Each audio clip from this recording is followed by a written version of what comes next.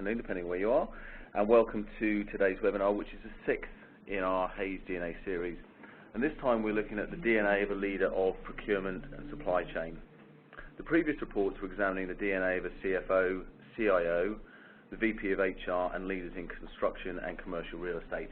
And you can find them on hays.ca/DNA. I'd like to thank everyone for joining us today. We've had over 200 people registered for today's session, and I'm confident that you'll find it productive. My name is Andy Roebling. I'm VP for Client Development for Hays Canada, and I've been with the business both here and in the UK for almost 25 years. The idea behind the DNA series was to understand what it takes to reach the top of your profession in Canada. As Canada's leading recruiter for the procurement and supply chain, we have the means and expertise to be able to answer this, and it would appear from the interest that we've had in the project that there's a clear demand for the answers. The insights and findings here are relevant to anyone with ambitions to progress their management career in procurement and supply chain up to and including VP, SVP, or Chief Procurement Officer. Over the next 20 to 30 minutes, I'm going to show you a preview of the full report. We produced this report with the support of the Supply Chain Management Association, and I would like to thank them for all their help in pulling data together for this report. With us also today is Mike Owens, who is a director of the National Board of the SCMA.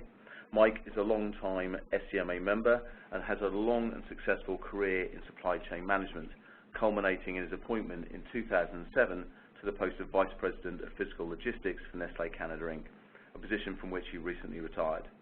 We've allocated time at the end of the webinar for questions and answers, and as a successful VP in the world of supply chain, Mike is available to share his expertise, and I'd like to thank him for joining us.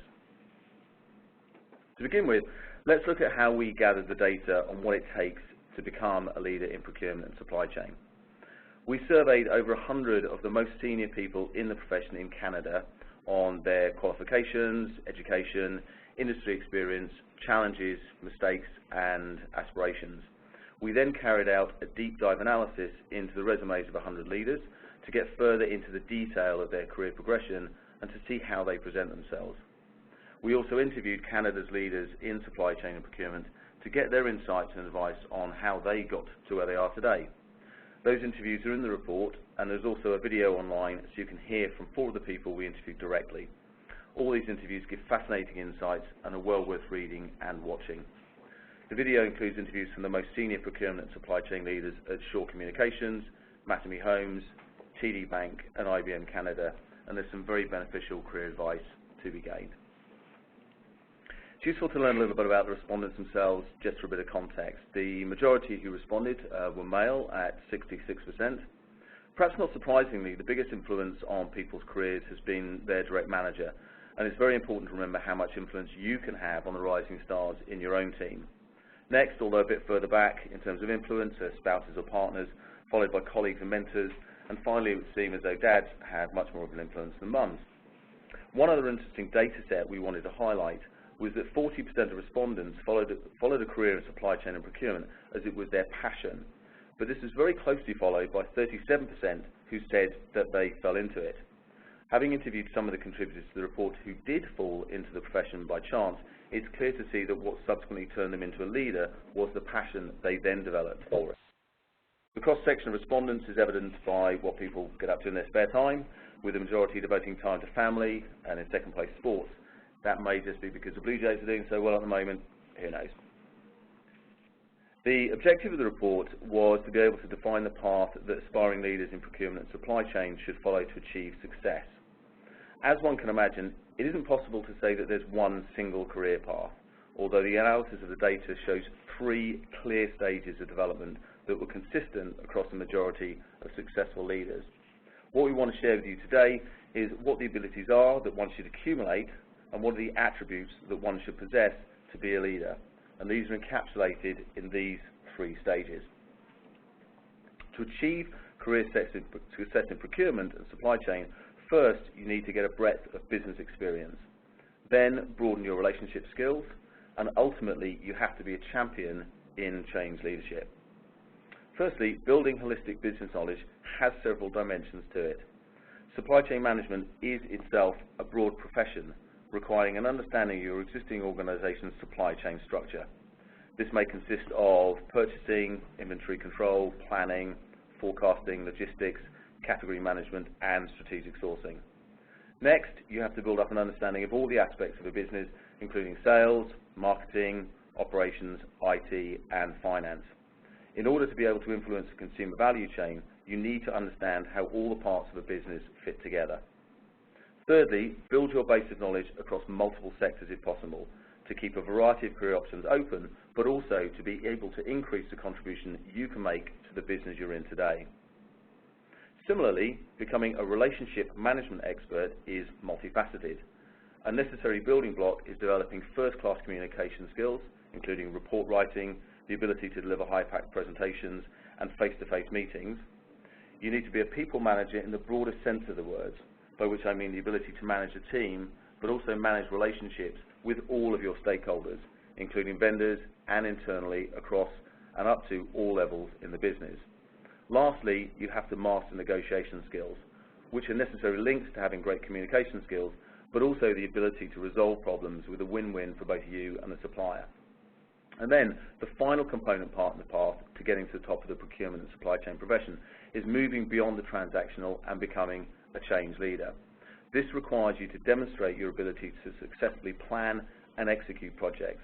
You must be able to genuinely influence both with external stakeholders as well as suppliers, and ultimately you need to be seen across the business as a strategic partner whose role is to enable the achievement of corporate objectives across all functions. We're now going to look at each of these stages in more detail shortly, but before that we'll look at how these match up to what leaders, when surveyed, said they look for when building teams. Firstly, the nice-to-haves. Now, these represent elements that are actually common across different professions, including length of service in job roles and the quality of previous employers and academic institutions. At the next level, employers want to see a commitment to the profession demonstrated both by study towards designation and also how much time and effort you've put into developing your professional network. Then, what starts really setting people apart is whether they've delivered successful outcomes consistently and also whether they care about the business for which they work. And going back to the previous pie chart about people falling into the industry through luck, well, that's fine, not a problem there, but if you're going to make it to the top, you'll need to have developed a passion that people can clearly see. Technical skills remain higher up on the list of requirements for a leader in procurement and supply chain than in other professions, and we'll come back to this shortly to see why this may be. Then, lastly, the gold standard, what really starts to set people apart and stand out as true leaders, their ability to successfully adapt to a company's culture and also to influence change in it through their communication skills. The responses from our survey also highlight the importance of personal characteristics to the development of future leaders. Again, starting at entry level, you need to demonstrate not only your will-do attitude, but also the ability to do the job to a high standard. People need to have developed the passion to want to understand as much as they can about their profession or their company and build that holistic business knowledge. Building your expertise as a relationship management expert, you need to be flexible, work productively with all stakeholders, whilst at the same time being confident about what you and your business need to achieve. Then the most important requirements at the most senior level are being responsible, goal-orientated, and proactive. And these are the characteristics required to successfully manage suppliers, your team, and most importantly, manage change. And then a final element which underpins every successful leader, and this has actually been a common theme across the whole DNA series, is that you must be and be seen to be ethical in order to build trust and to influence people. In developing your career, we think this is a useful checklist so people can see whether they have or can develop the characteristics to succeed at the next level in their career. So returning to our 3 stages of building holistic business knowledge, become a relationship management expert, and being a change leader, we'll now look at these one by one in a little bit more detail. We analysed 100 resumes of leaders of procurement and supply chain in Canada. We were looking at qualifications, designations, skills, experience, and career path. And the full results are in the report, and we just pulled out a couple of key highlights for comment for this webinar. Looking at education, a majority will have post-secondary qualifications, with 45% having an undergraduate degree and 26% having a master's. With respect to certification, a very high number, over 80%, held Six Sigma certification. And it should be highlighted that there are various levels of Six Sigma, and it's clearly becoming an increasingly popular course for businesses who want people to pass even at a junior level. Just under 50% hold an SCMP designation, and 46% of our survey respondents said that they see this now as imperative in developing a role as a leader in the profession. This is also seen as more important than an MBA. This came in a close second at 43%, and PMP was deemed as imperative by just 13% of respondents. Now, directly responding to the theme of building holistic business experience, 74% of respondents have experience covering at least two of the functions of supply chain, purchasing, or procurement. When looking at people's career path into procurement and supply chain, what stands out is that 34% of current leaders in the profession moved into it from the intermediate level or above.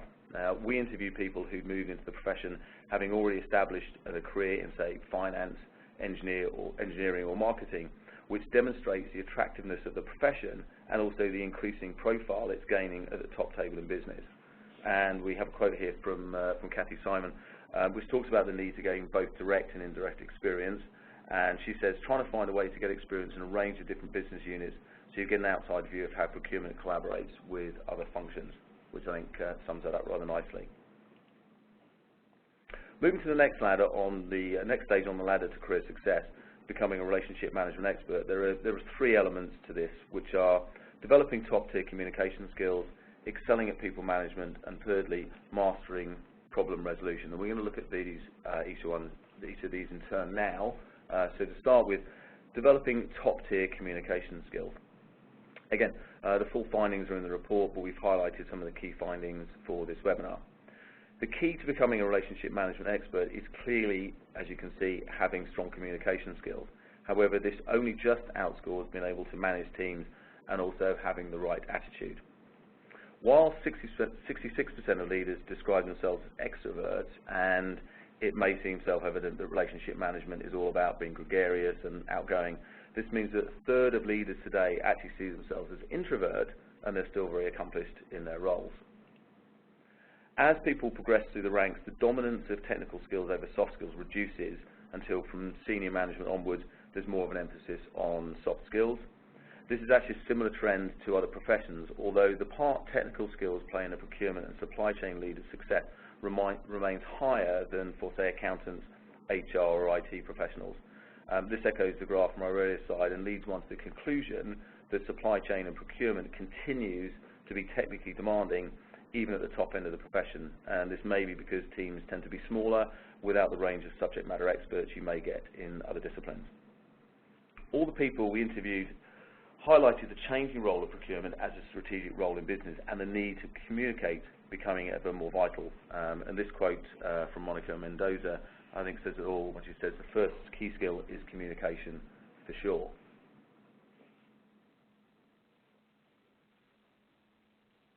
When it comes to excelling at people management, this stands out as the most important skill required for success in your role at management to senior management level. You need to be able to demonstrate that you can deliver results through your team before you can progress to the most senior management level.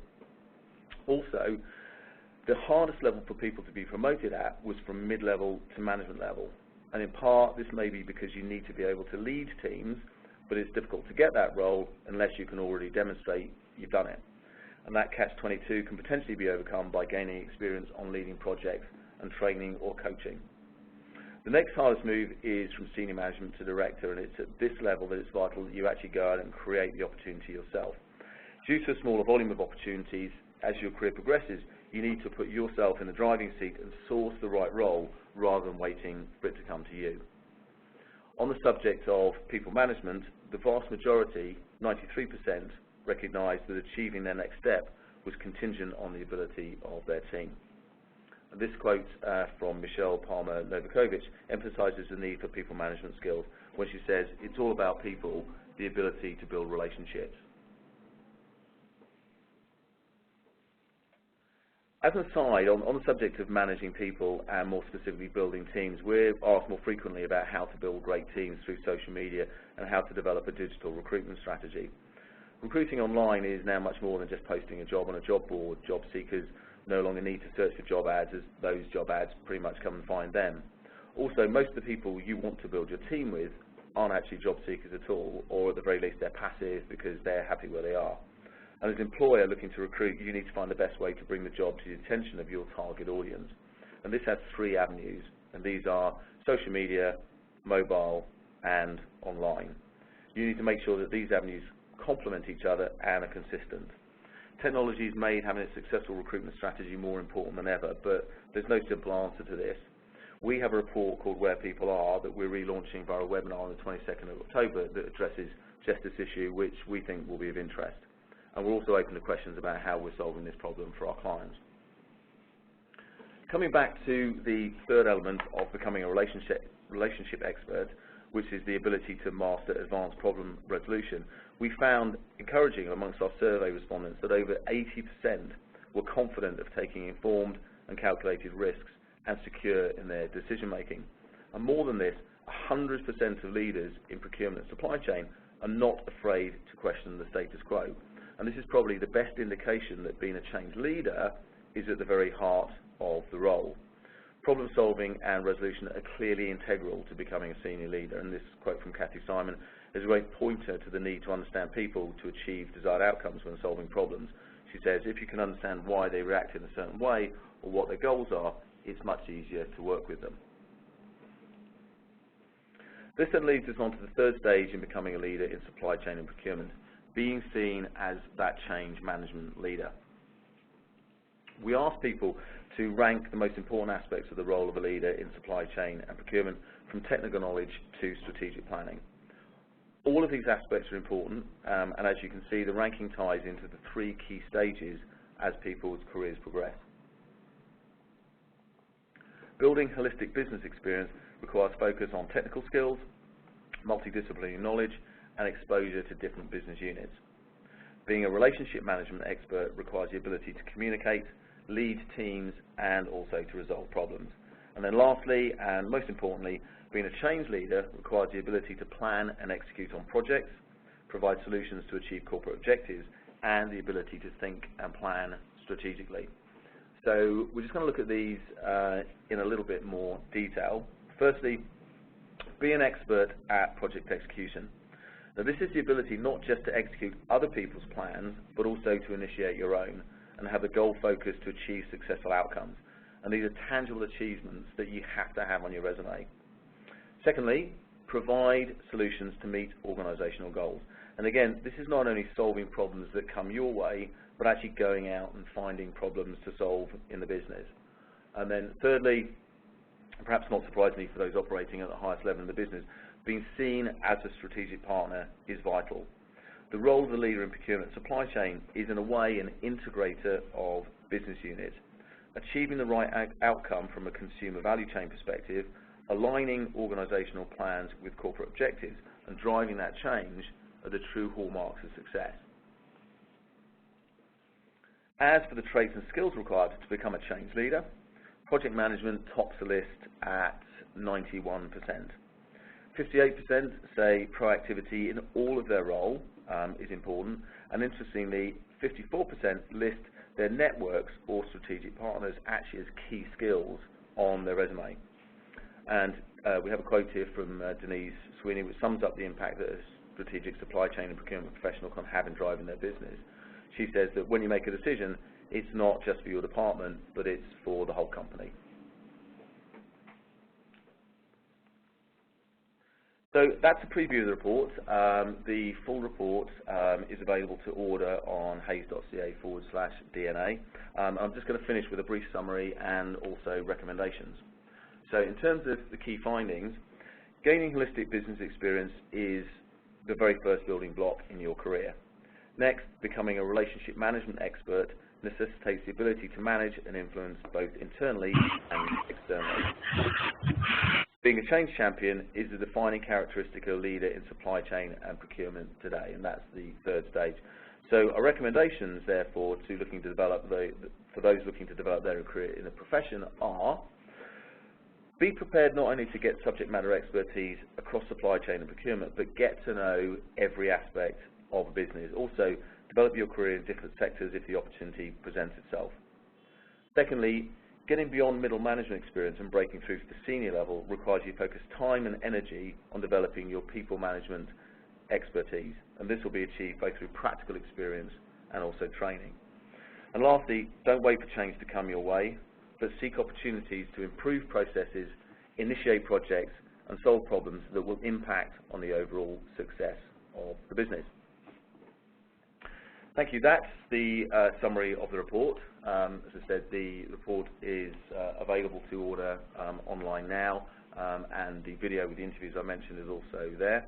And as I mentioned at the start of the webinar, we've left time to answer any questions. We have Mike Owens from the SCMA, and also joined by Sean Naidu from the Hayes Procurement and Supply Chain team, available to answer your questions. So what we'll do now, if you bear with us just for a moment, is we'll open up the chat function and we'll see what questions we have from our audience.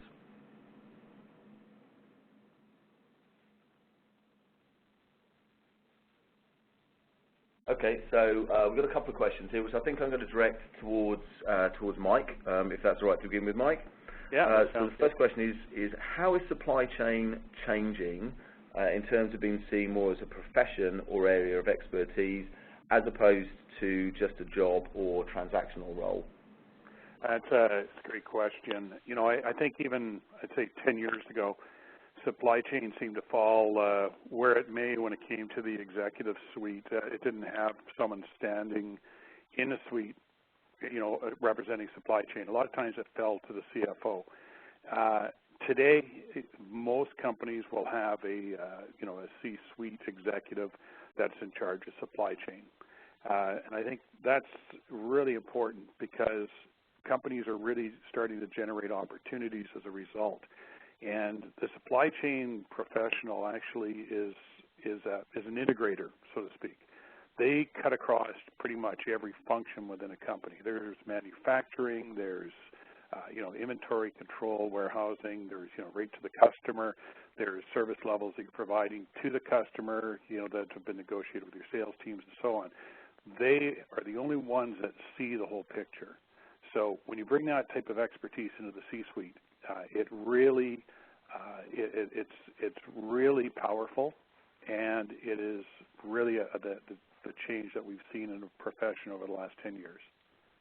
That's great. So just echoing that, so one of the things that came out of the report, Mike, was that getting experience across different business functions, different business units is vital. So that would seem to match what you're saying in terms of the development of the role. In order to get that position and be a strategic influence, you've really got to understand the business end to end. Is that fair? That's very fair. And as you enter in at Nestle, it was, a lot of times we would look at career paths for people that would cut across through sales, through marketing, through supply chain, and so on, which, hadn't been done in the past, because it really does allow you to have a much more powerful, overview of the company by doing so. Great. And another question here, which again I think we'll pass your direction if it's okay. How important is networking in reaching the next level in your career? And there's a follow-up question to this as well, Mike, which is what you think are the best opportunities for networking? Networking is absolutely important. It's critical. Earlier in my career, myself and my management team, we would attend a lot of these different site visits that would be put on by different associations and such. And the end result was that we would meet other professionals, other practitioners. And in turn, we'd leverage that so that we get, visits to their sites, see some of their capabilities, share ideas and concepts. And supply chain, is really, it's a new profession.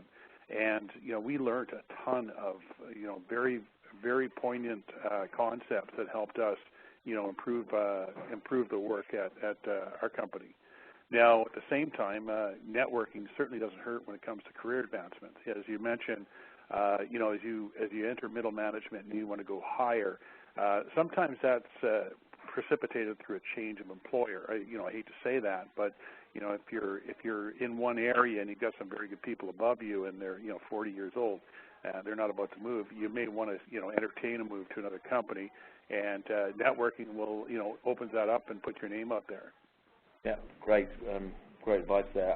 The question here, which I'm going to actually give to Sean, which is related in a way, is what advice would you give to future supply chain leaders facing the challenges involved in the market today? What's your thoughts on that, Sean? I think the market today is a tough market, but there is one of the key things that came out from the survey in itself, and a lot of the senior candidates that I speak with is networking is key. As hard as the market is, it's important to at least kind of have some visibility and just network to discuss strategies, what's sort of working in your business, what's not working, having chats with different industry leaders as well, just to kind of get insight in terms of what works in their business and what are some of the high-level strategies that they can suggest and recommend.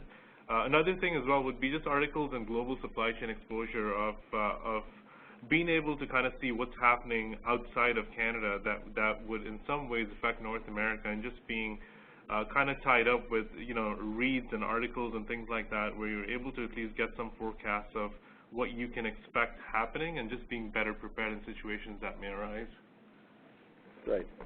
Yeah, thanks. So it links into networking, but also broadening your knowledge base as much as you can through additional learning. Yeah. Yeah. Another question here, Mike, which I'll put your way if I can. How is the career path going to change for people who are currently early in their careers? What thoughts would you have on that?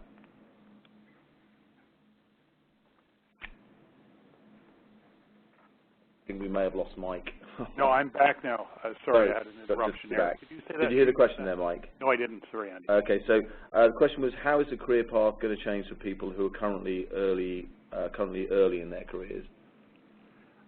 In comparison to when I started in supply chain, I fell into it by accident, as a lot of folks at my age. I think nowadays what's changed is there's a definite requirement for certification, and SCMA does provide that, and it's an important certification because it gives you the tools and concepts. A lot of the things that as a practitioner I had to learn on the fly, as did my peers. And there really wasn't anything being offered at that time. But when you start looking at business as it is today, there's so much data. There's big data, the mining of big data, and the ability to use that and how you apply it to the business, and all of the concepts that you can tease out of that, they're endless. And I think it's really critical that the practitioner has a very strong basis now moving forward. That's what's going to set you apart from your peer. And that's what's going to allow you to move up in the supply chain. I think you've encapsulated really well in this study as well, the three facets that were required for the senior supply chain manager. But getting that base, that knowledge up front, the SCMP goes a long way to get that for you. So I think that's the critical component here in today's what's facing today's practitioner. Great. Thanks very much for that, Mike. We have another question here. Which I think I'll direct towards Sean.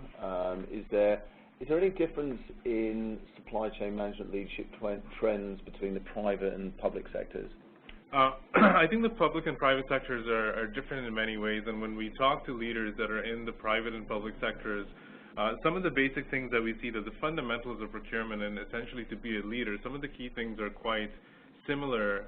So when we interviewed leaders that were in the public side and the private side, some of the common things were, yes, you have strong communication skills, you have the ability to influence and really make a difference. You have to have strong change management skills, which are similar in many ways. What we've even started seeing is the public sector, to some degree, has started welcoming individuals that have had experience from the private side. And that speaks to, I think, the Six Sigma to some degree, because Six Sigma methodologies is something that are gaining more exposure. A lot of the public sector organizations, to some degree, would appreciate individuals having knowledge about continuous improvement and just more high-level strategies that they would like to, eventually get in the public sector. Yes, the process can take time, and it's sometimes lengthier than what a private sector, would take, but If you look at leaders in both the areas, I think strong communication skills are key, which a lot of them have. The ability to influence and just strengths on the change management side.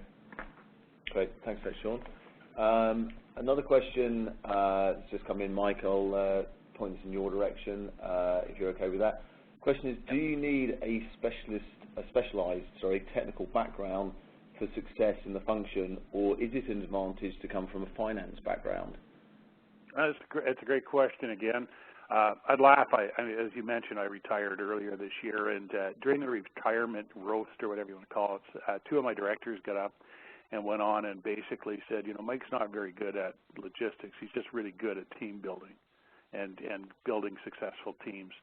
So, when it comes down to a technical background or specialized background, I think it helps you earlier in a career, and I think it doesn't do much for you later in your career. What it does allow you to do in the later parts or the higher levels is, make sure when you can always give the snip test. Is someone pulling the wool over your eyes? Is something really viable, and so on? If you've got some of the technical background. Now, the touch on to say, should you come from a finance background? I never did come from a finance background, but one of the things I really worked hard at was really understanding my finances. Yeah. So, I think that doesn't hurt you at all. I think, it's all about the dollar when you're in private industry. It's about making money. So you talk about continuous improvement and so on. All of that's absolutely critical for your success, and that's how you climb within an organization. So if you've got a financial background, you understand the numbers, it's certainly not going to hurt you. It can help you, I would say, more than, say, if you were, running a warehouse, per se. So, that would be, I guess, my answer. Yeah, that's really interesting. There's a couple of people that I know we interviewed who'd moved into the profession from a finance background, and it certainly didn't do them any harm. Not a prerequisite, but as I say, may have given them some advantages earlier on. Another question here, which I'll open up to Mike or Sean actually. Does the SCMP designation add an important value on your resume to get to senior position, or is it more important to focus on work experience, and is that what employers are looking for? I'll actually ask that to you first, Mike, and then see if Sean's got a view from our side. I think if someone's coming in at entry level and they show that they're actually working under SCMP, I think that's important. You look at that favorably. I mean, when we would put out an ad for a role we're trying to fill as an entry level in supply chain, we'd get 200 to 300 resumes. So you can imagine, we're going through 200 to 300 resumes. We're looking for a reason to throw it out. Okay, we're not looking for the best of the best. I mean, you are, but you're looking for has someone got terrible spelling? If I'm seeing spelling errors, it's gone. I'm looking for something that will catch my eye. So I'm looking for somebody who's a self-starter, so doing the SCMP would be absolutely good. It would be great. I'm looking for past experience as well. And that experience may only have been contract experience up to that point. But the reality is that, the answer, I guess, in a nutshell, is you're looking for both, but it can certainly leapfrog you if you had both. If you have one, it puts you head and shoulders above someone that has none of them. So remember the 200 resumes. We're looking to get down to 10 to 20 that we can share with sort of the manager, the hiring manager. Yeah. And let's get a view from, thanks, I might get a view from Sean on that. I think the SCMP is quite critical as well. It's been recognized quite a bit by a lot of employers that are hiring as a credible source to have on the resume, at least in terms of showcasing that if you haven't completed university, college, and if you've had an SCMP, it shows some sort of dedication, at least for commitment to some level, and you understanding essentially what the profession is. It's a good insight prior to you actually getting into the workforce and gaining more hands-on experience as well. It's one thing to have the SCMP, but it's another thing if you don't have the comm or the analytical skills, which goes hand in hand to some degree. Yes, you can get an SCMP, but if you don't have the comm, analytical skills, things like that, that's something that's more critical and more important versus just having a designation. For instance, even if you have an engineering or an MBA, if you can't really apply that to the daily job, there is a gap there, which is eventually not going to lead you to move up in the company. Okay, thanks, Sean.